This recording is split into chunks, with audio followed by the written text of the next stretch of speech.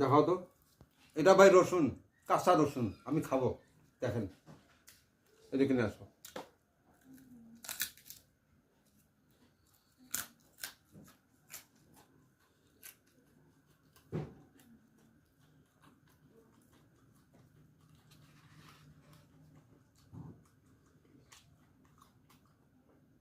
আমার কাছে ব্যাপার না, আমি খেতে পারি।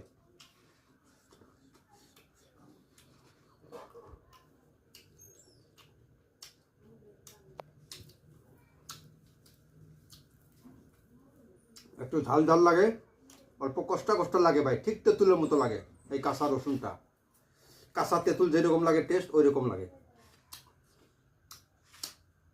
এগুলো ভাই ঝাল, খোকলা।